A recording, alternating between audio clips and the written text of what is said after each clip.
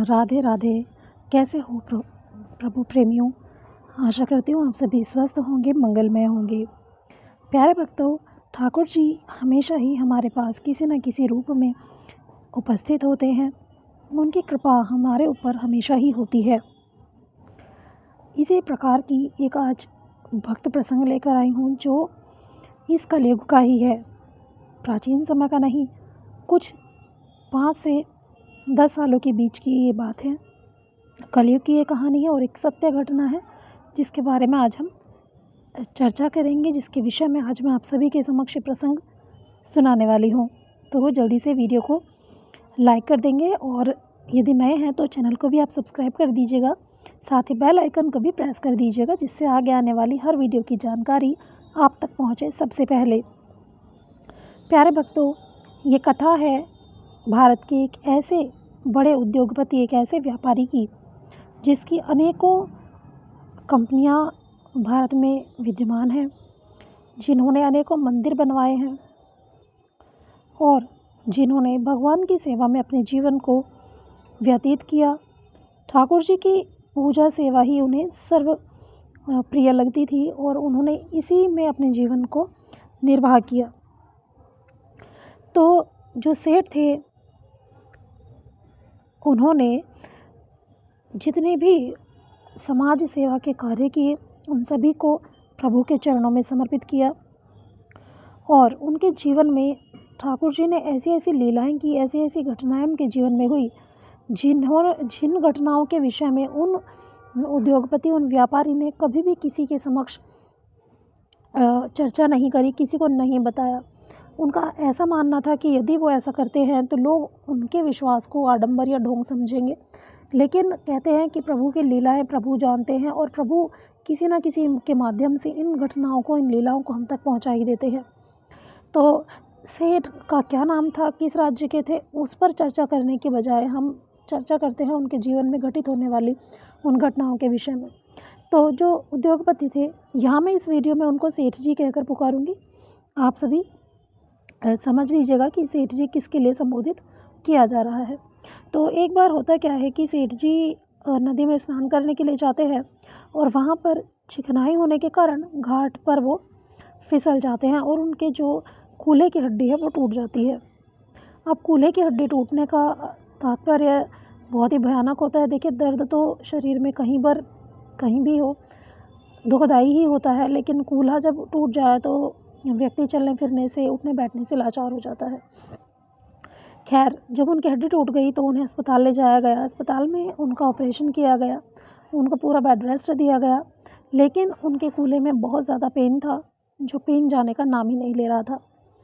तो एक दिन जब वो पेन से बहुत ज़्यादा, उस दुख से सेठ जी बहुत ज़्यादा परेशान हो गए, तो उन्होंने ठाकुर जी को पुकारा।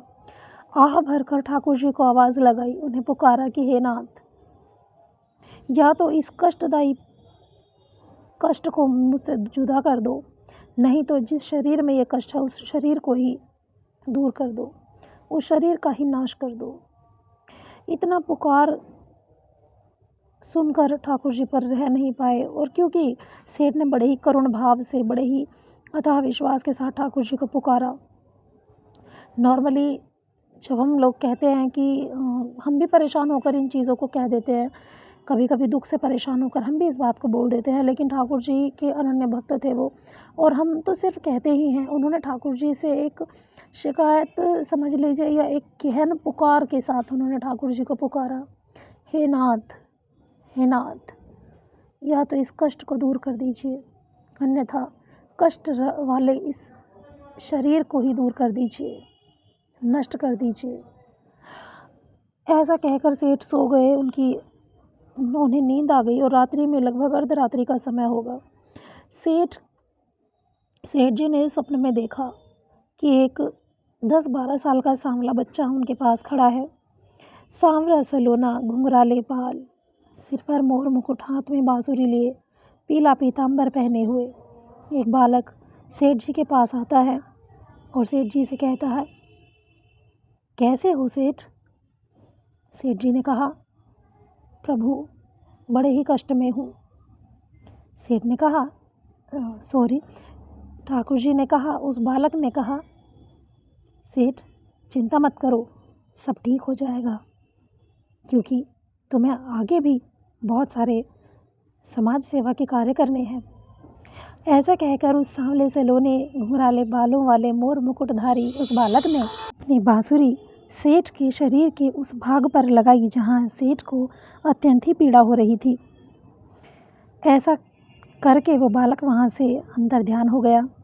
सेठ की आंखें खुली तो सुबह हो चुकी थी, और जैसे ही सेठ ने महसूस किया अपने दर्द को, तो सेठ के शरीर में कहीं भी कोई दर्द का नाम नहीं था।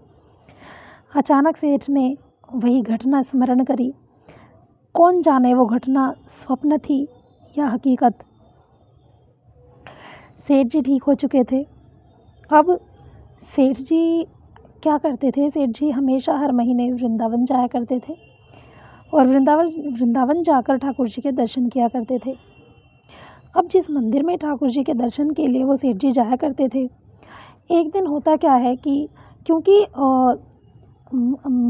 मोस्टली सभी मंदिर जो वृंदावन में हैं उन सभी की टाइमिंग 12 बजे उनके पट बंद हो जाते हैं दोपहर में। तो मंदिर की जो टाइमिंग थी पट बंद होने की वो 12 बजे की थी, और सेठ जी थोड़े लेट हो रहे थे। तो सेठ जी सोचते जा रहे थे बस कि आज तो देर हो जाएगी, ठाकुर जी के दर्शन नहीं हो पाएंगे। और पूरा रास्ते में बस यही चिंतन उन्होंने किया, यही चिंता उन्हें हो रही थी कि कैसे आज प्रभु के दर्शन होंगे, आज तो बहुत ज़्यादा देर हो गई है। तो फिर भी सेठ जी अपनी गाड़ी को फास्ट स्पीड से लेकर आ रहे थे।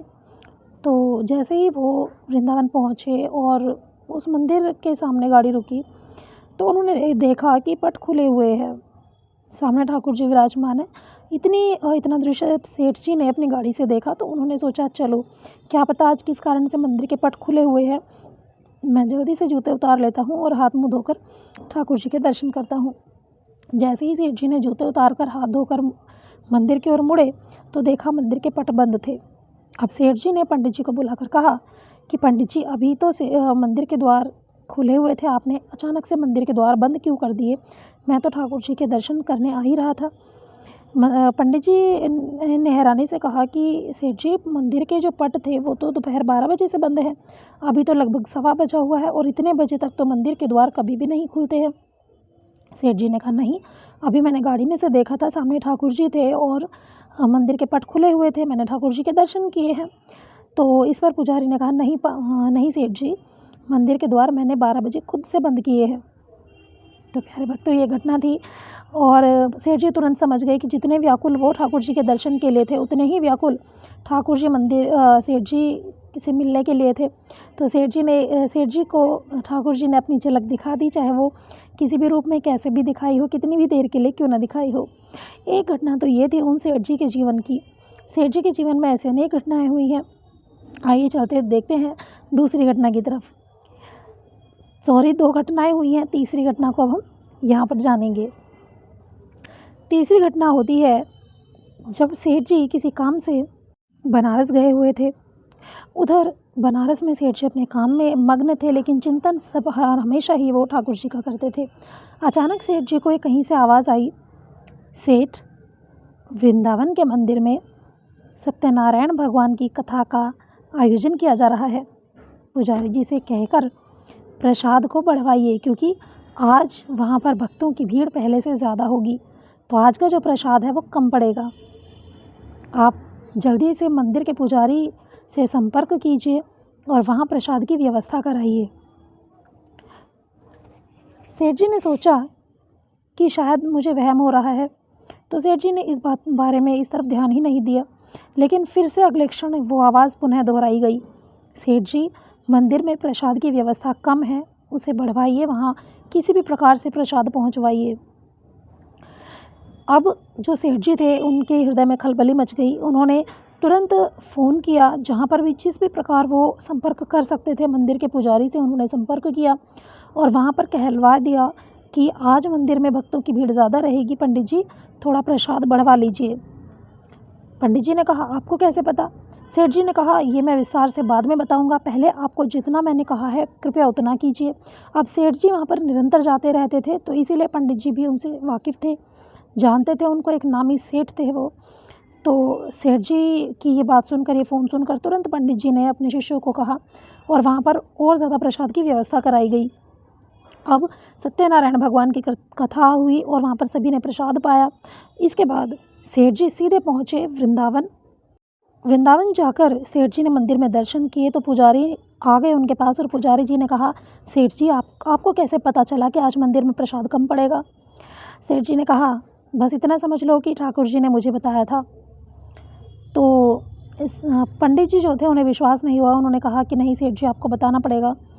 तो सेठ जी ने उनसे ये बात बताने से पूर्व एक वचन लिया कि मैं आपको जो बता रहा हूँ, आप मेरे जीवित रहने तक तो किसी को ये बात नहीं बताएंगे। तो पंडित जी को जो बात थी वो सेठ जी ने पूरी तौर पर खुलकर बताई कि कैसे उन्हें इस तरह से आवाज़ आई और उनके कहने पर, उस आवाज़ के आने पर, ठाकुर जी के उस आदेश पर उन्होंने फ़ोन किया वृंदावन और प्रसाद को बढ़ाया गया।